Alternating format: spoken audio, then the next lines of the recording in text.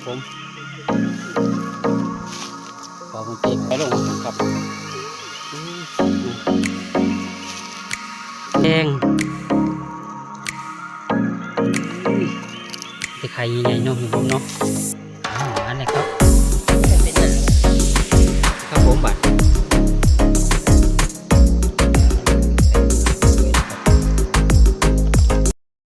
สวัสดีครับสวัสดีจ้าสวัสดีครับพ่อแม่พี่น้องพ่อใหญ่แม่ใหญ่ลุงป้าน้าอาหรือว่าFCทุกคนทุกท่านครับผมตัวอยู่ในประเทศและก็ต่างประเทศแล้วครับครับวันนี้กลับมาพบกันในวันที่6 เมษายน พศ 2568จ้าครับวันนี้มายังไม่บอกเตะ วันนี้มาเลาะหาหมักใหม่จ้าหาหมักใหม่ปลาก ลับมาหาเก็บผลไม้ป่าครับผมกลับมาหาเราเบิ่งหมกยางครับผมกลับไปลุ้นไปชมครับผมว่าสิได้สีมานบ่ครับมาหารอบหมักใหม่ป่ามื้อนี้ครับผมที่แน่ๆก็เห็นแล้วครับผมมานแล้วหมักผลไม้ป่าครับผมกำลังสุกเนาะกำลังสุกครับลุ้นน้ำกันครับครับผมก่อนสุดยอดเลยครับยางครับผมดูตัวนี้ก็จะต่ำครับกันเลยเด้อบอกไปเริ่มสิเก็บแล้วครับผมใส่เสียมเลยเด้อก่อนสิเก็บซีมก่อนว่าสั่นก่อนดกหลายพี่น้องจังได้หวานคือเก่าบ่แม่บอมหวานคือเก่าพี่น้องซีมแล้วแม่บอมเก็บเลยแม่บอมนะครับผมเก็บครับผมเหลืองงามเนาะแม่บอมเนาะครับบ่าวขอนมันก็มากคือกันครับผมครับหวานครับผมหวานว่าสันสุดยอดเลยครับผมให้แม่บอมเก็บบานครับผมเก็บเอาหวานเป็นเหลืองๆนี่เนาะแต่ว่าโนนี้เพิ่นจะลายพี่น้อง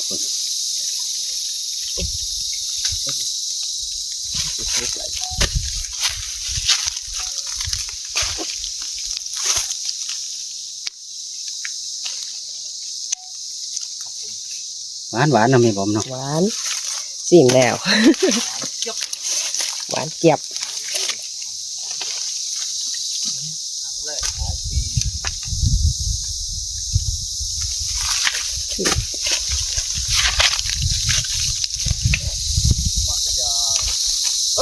เงินจุกรูดมือจ่อควรเพิ่นเก็บเอาเลยมันน่ะใส่ละรูดมือใส่ละเดี๋ยวพวกยางพี่น้องวันนี้ลกหลายนะแม่บอมเนาะส่วนพี่น้องเน้นเพิ่มเลยครับ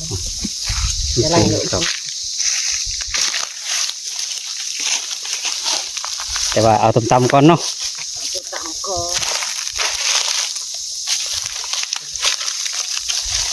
ดีหวานสั่น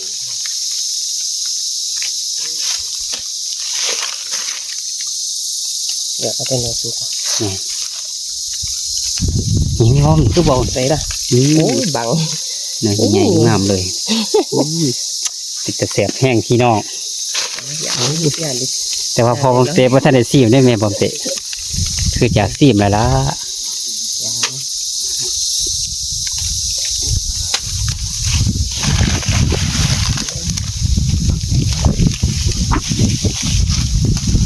เอาตำก่อนเหลืองเลยตีนเลยนะเครือมันย้อนลงเนาะเป็นเครือได้ครับผมมันจะมาเป็นต้นนะครับก็จะเป็นเครือครับ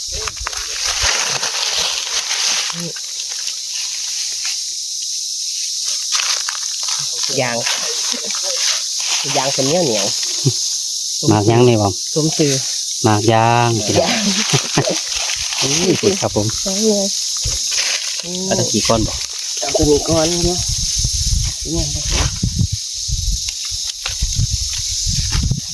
ไปทางฝุ่นนี่บอมนี่บอมติไปแล้วฝุ่นนะครับ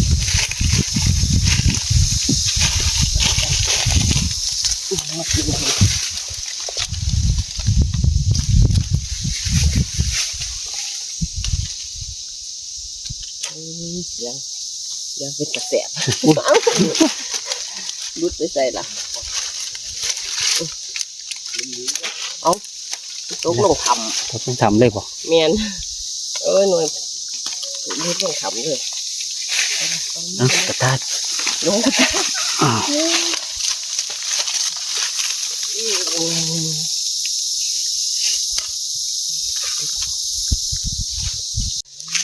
เป็นเรื่องๆอยู่ครับผม มาบนเตะบนจะขืนบ่ พอผมเตะกะเป็นเมื่อกล้องพี่น้อง มาถึง เมื่อบ่ว่างครับผมเลยประท่านได้ซีมครับก็ได้มาลายเนี่ยแล้วเนาะเหลืองงามขนาดครับเอาแม่บอมเอางานนี่เอาถึงบอลจองมาเลยพ่อ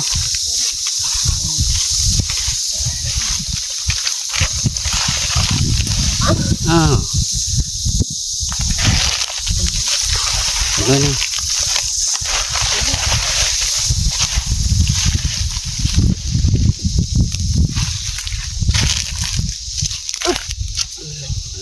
สองอยู่คนดึงต้องมาได้แม่บอมดึงเสื้อนี่ต้องมา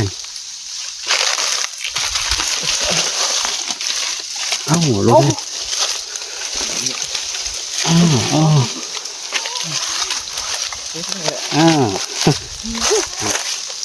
มันจำเลยครับผม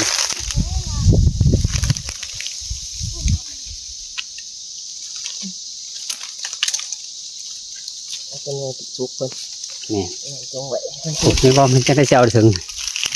คุณฮะทุกทุกเลย ขึ้น เรื่องยังอยู่พี่น้องคุณครับ บนเตะขึ้นอัน สงสัยยากพอบอมเตแล้วล่ะครับผมขันที่สูงครับพอบอมเตสิจัดเองครับผม เป็นยังแล้วครับผมมาค่ะมา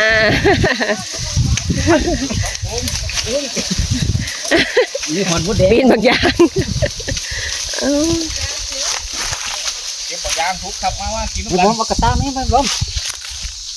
โอ้ย กระตามา ครับ มาเด้อมาซีมน้ำกันเว้ย ครับผมนี่เหลืองงามครับ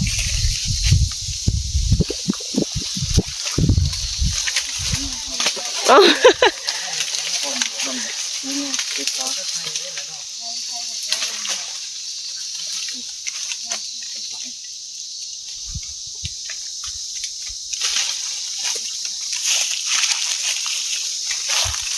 คอยเด้อ คอยเด้ออย่าเป็นคือบาคอนนะ มันหันบาข้อนจับคนแอนพี่น้องถูกหลายเป็นเรื่องเหลืองอยู่กินกระตาเลย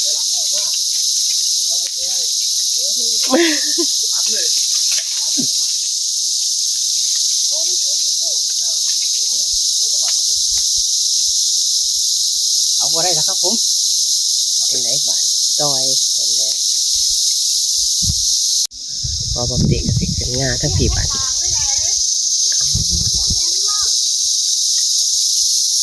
สุกเป็นเรื่องเรื่องเลย ไม่ตายดิ จับดีๆได้ อย่าเป็นสิลุยได้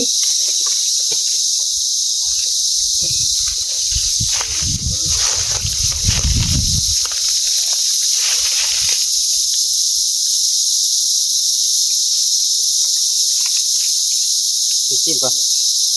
พอมันเต็มท่านได้ชิมอยู่ เป็นจังไงแซ่บ อุ้ยหวานเจ็บไหล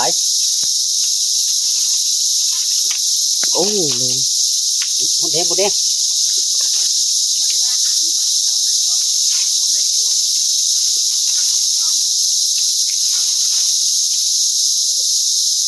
เอามีมันเต็กทำเลยไปอุ้ย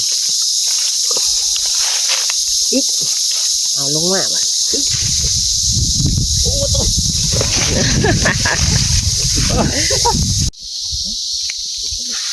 ขวนแห้งรกเนาะแม่บอมเนาะ นี่หมดแดง พี่น้อง นี่หมดแดงพอ หมดแดงกระไรเนาะ จัดเลยเอาไป ไม่สุด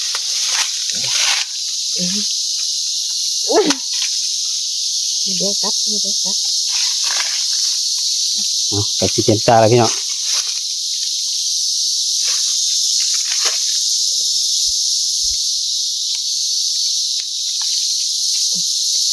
เมื่อไรบอก อีกฟังให้ก่อน ตัวนี้เพื่อนเนี่ย โอ้ยเป็นคนเลย นี่ โอ้ยยังมือไหน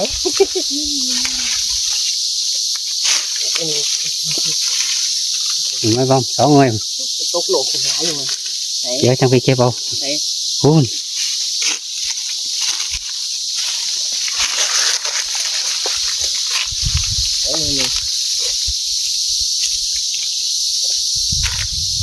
นี่ นอนดิบไปอย่างไรเนาะพี่น้องนอนดิบอย่างไรครับผมถึงบ่หน่อยนะยืดไม่พร้อมยืดอุ้ยมดแดงกัดต้นในตาพี่น้องเบาตาเอ้าในวงสันลงเลย ลงไปฝุ่นแบบ นี่บอกว่าลงไปเก็บหน่อยพันลนพี่น้อง เสียดายเลย เสียดายว่าซะ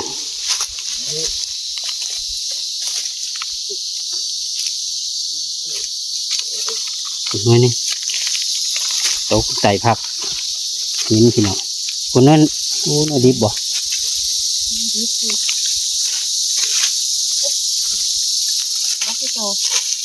เด็ดเลยวะ โดนลงมาเป็นจัน อุ้ยเด็ดเลยบ่ เอามาถึงกะสูงให้พอวันเตะต่อยลงมาจะเก็บเนาะ ดีสูงพี่น้องคอยเอาขึ้นบ่ได้มดแดงหลายครับผม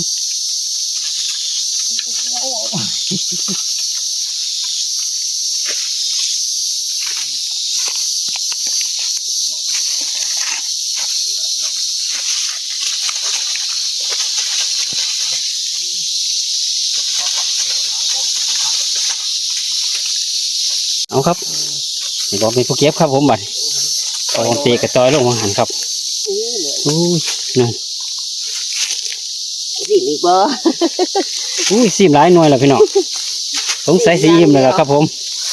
โอ้โหนี่เลยสิ นี่เทิงก็มีแม่บอมเอาเก็บตัวเทิงนะนี่เกลือเพิ่น เนี่ย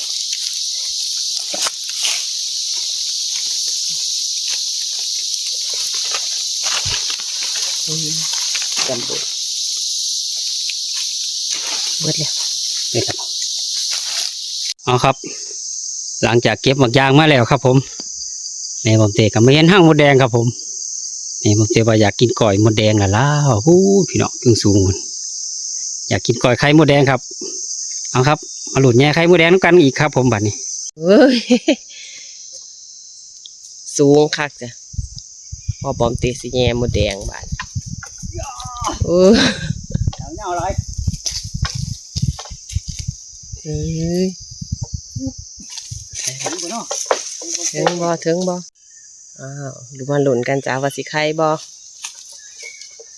โอ้ย ไปก็ มีแต่ไข่หน่อย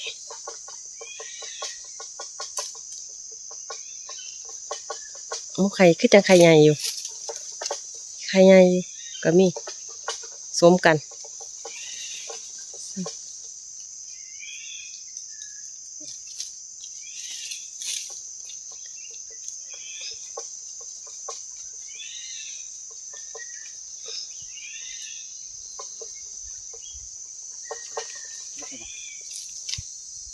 มาทำเวิร์ดแล้วมาจากเนี่ยโอ้ยบ่เขาหอดแยงทางนี้น้ำกันอีกจ้ะใครบอพอบอมเตะ ไข่ใหญ่อยู่ไข่ใหญ่ โอ้ยไม่สาวกับถึงแหน่บ่ถึงแหน่เนาะ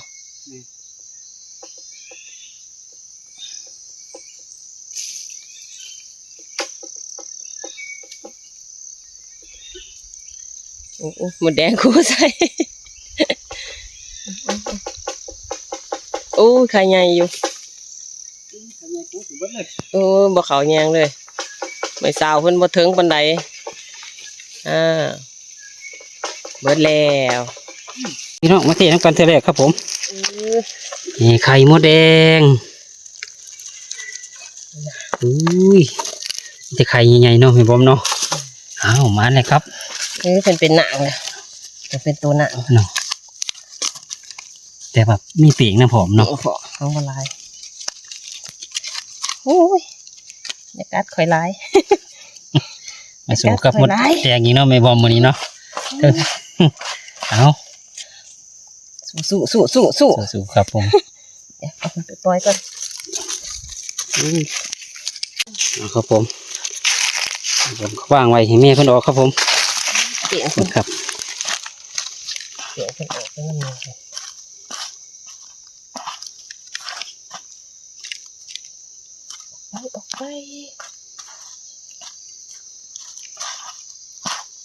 ออกไปสองห่างเนาะ เนี่ย ที่ว่าไล่เต๋อพี่น้อง มีสาวบ่ถึงปานใดเนาะ แม่นเฮียเตรียมไล่เนาะ เนี่ยทีมละ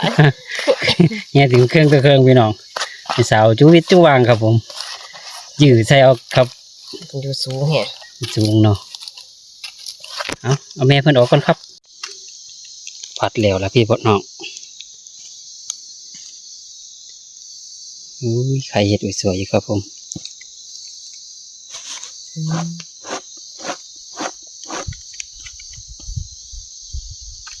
หมดดำ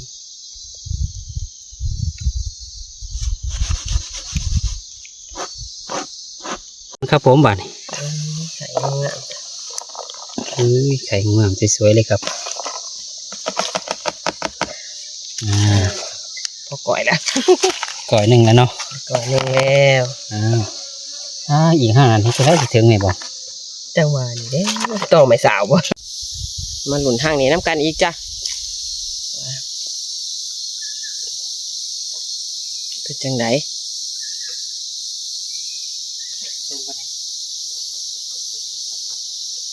ไข่อยู่ใดเนี่ยเพิ่นตรงแยงบ่อู้ไข่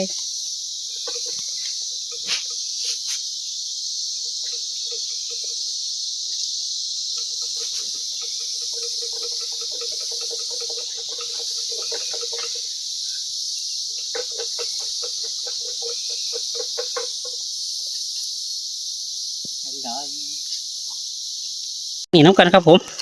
อู้ห่างนี้ โอ้ยเมื่อยหลายพี่น้องบอกพิษบอกตือกบานอุ้ย อู้ เสือที่2เนาะ เป็นเกลือ ห่างนี้จะเปล่งพี่น้องเอาเปล่งใส่ออก เก่งขึ้นออกเอาใส่ถุงเอาเปล่งขนออกก่อนครับพี่น้องเปล่งมันสิแตกออกเบิดครับ ไปเหลือกเนาะแม่เป็นบ่ค่อยมีเพิ่นมีเปียง เนาะมีแต่เปล่งเนาะ เพิ่นเป็นเปียงนะ แต่ว่าแม่บ่หลายว่าแม่เปล่งเฝ้าไข่เนาะ แม่น มันแดงเฝ้าไข่พี่น้อง เป็นมาเปียงแล้ว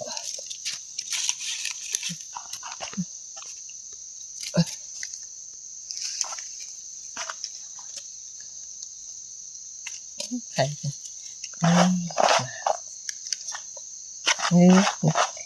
ไข่งามเนาะ ไข่งามขนาดเป็นเปียงไข่เป็นก็งาม บ่มีไข่น้อยเลยเนาะมีแต่ไข่นาง จะไข่หนัง เบิดเลยบ่มีไข่อันจะไข่หยังดอก นี่จะไข่หนังกับไข่ตรง ไข่ตรง เอาว่ามีไข่หน่อยดิ อ่า มีแต่ไข่หนังกับไข่ต โอ รง เคกระบอกหัวคือกันพี่น้องเอา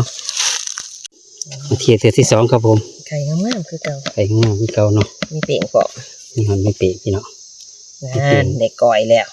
ก่อยแล้วเนาะวันนี้เนาะ เอา ก่อยอิ่มบาดนี้ ก็พอได้ก่อยเนาะไม่บอกเนาะครับผมมีแต่ไข่งามครับเอาครับผมก็มาสรุปผลงานก็พอเตะแม่บอมเตะครับผมจะได้ยันมานครับครับผมเดี๋ยวได้ยันมานครับผมมื้อนี้มาหาหยังไม่บอม เก็บผลไม้ป่าจ้ะ โอ้มาเก็บหมึกยาง เก็บ เนาะ ยางจ้ะ พี่น้องหมึกยางนี่ บักยางหวาน นี่บอมเตะก็สิกินสิมีแล้วครับผม ไง เอากินอีกแล้วเบิดหลายหน่วยแล้วครับผม ครับประมาณนี้เนาะแม่บอมเนาะ มันจ้ะ หมักยางครับผม แต่ว่าพอหมดแดงจ้ะ มาแย่ไข่มดแดงกับมันอยู่ครับผม นี่ครับกับพ่อก่อยอยู่เนาะแม่บอมเนาะ เด็กก่อยนึงอยู่จ้ะ เอ้ย หลัง ครับ จากมาตะเกียบบักยางเนาะ แม่น มันจะไข่ยังไง เก็บหมักยางแล้วก็ไม่พอสิพากันเมื่อเนาะแม่บอมเนาะ มาเห็นห้าง มาเห็นทางมดแดงโอ้ยเปลี่ยนใจอยากกินก่อยไข่มดแดงว่าจัดกะแย่ไข่มดแดงครับกะพ่อก่อยอยู่ครับผมกะมันหมันอยู่ครับ ครับจังไรก็ขอขอบคุณพ่อแม่พี่น้องพ่อใหญ่แม่ใหญ่ลุงป้านาอาเบอร์สุขุสุขคนคือเก่าแล้วครับผมบัวFCในประเทศและก็ต่างประเทศแล้วครับ ขอบคุณหลายๆครับ ขอบคุณหลายๆจ้า ครับขอบคุณทุกคอมเมนต์ทุกการติดตามทุกคำติชมทุกกำลังแรงใจคือเก่าแล้วครับครับก็ขอฝากไว้อีกคลิปหนึงครับฝากพ่อแม่พี่น้องกดไลค์กดแชร์กดติดตามเพื่อเป็นกำลังใจพ่อบอมเตแม่บอมเตนี่เด้อครับผมสำหรับคลิปนี้ก็มีเพียงซ้ำนี้แหละครับผม สวัสดีครับ สวัสดีจ้าคลิปหน้าพอกันไหมจ้า มันยี่เนาะแม่บอมเนาะ มันจ้ะเทิงบักยางเทิงไข่มดแดงจ้ะ ไข่ มื้อนี้ มดแดงหมักยางเหลืองๆครับผม มันครับ